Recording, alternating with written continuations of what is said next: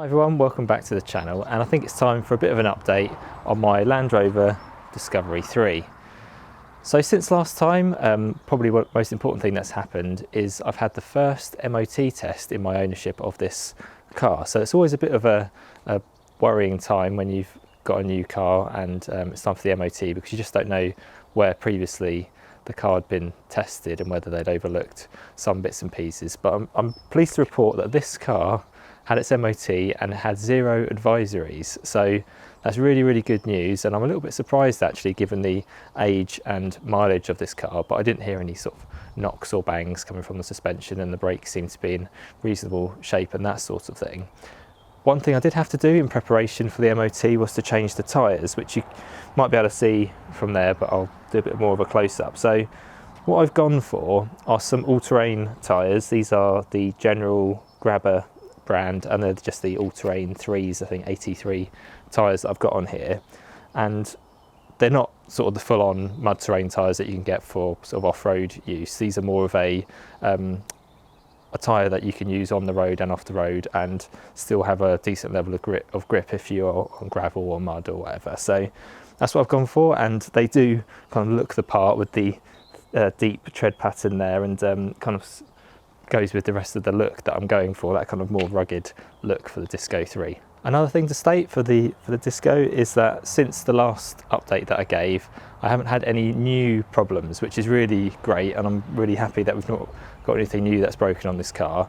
But if you remember from my last video that I did on it, I was talking about a leak that I had. So the leak that was coming from kind of the middle of the car into the driver's side predominantly, and some of the passenger side footwell, and I think I've actually tracked down where it's coming from. So taking some of the kick panels from just underneath the dash out, I could see that there was a tube either side of the transmission tunnel that were kind of watery, and when I pulled these rubber tubes off, like the hoses that they went onto, water just gushed out of them. So I think the hose, where these hoses go, sort of into the centre of the car, underneath the car, and it's the rubber hoses from inside the car into those tubes that go to the outside of the car, that those lower tubes are just completely blocked. So putting something down there, a screwdriver I think I used, just to unblock them, and then reattaching the hose means the water can drain away and not back up and leak, which I think is what has been happening. So since I've done that, typically the weather has been quite dry and sunny, so I've not had any rain to test my theory that I've actually fixed that leak there. But the carpets are still wet, so I want the carpets to dry out, and then hopefully when it rains we won't get any more wet carpets. But if I do, at least I know that those hoses aren't the cause, and I can carry on my investigation. So the other thing I wanted to talk about was this diagnostic tool that I've bought. It's called an IID tool, and it's made by Diagnostic, and this one is specific to the Land Rover Discovery 3 and maybe the Discovery 4. It's similar, I guess, to normal sort of OBD2 fault code readers, where you can read the codes and reset them and that kind of stuff, but it comes with an app which allows you to do more specific stuff to the car that you might normally have to go to a specialist or a dealer to do. The reason I bought it was I noticed that one of the rear suspension air towers seemed to be extended more than the others, which gave the car a sort of wonky stance when driving along. I only noticed it when I was following my wife home from somewhere, and she was driving this and I was in another car, and the car seemed to be not sitting level.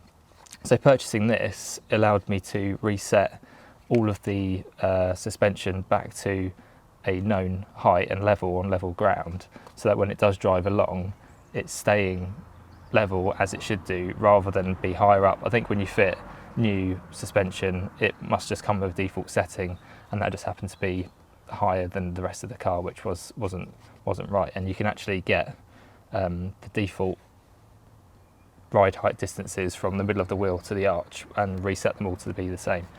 What I'll probably do is I'll probably do a separate video on actually how you do that and show you how to use that tool to do it, because I think it's worthwhile, and I've avoided a specialist or a dealer visit to sort that out.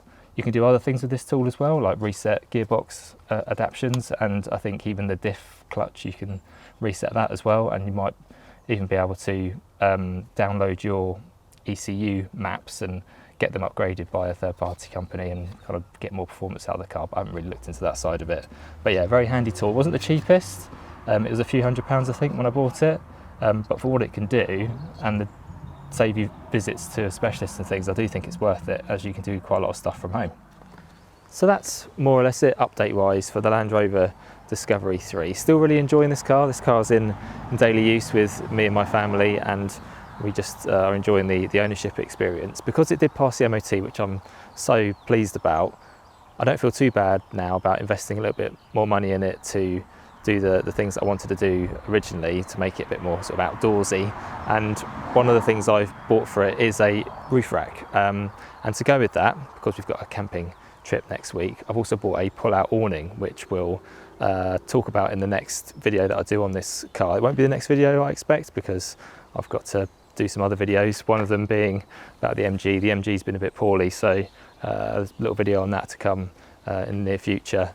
But yes, the next one on here will be about the roof rack and the pull-out awning, and hopefully a bit of a camping trip and how this car gets on.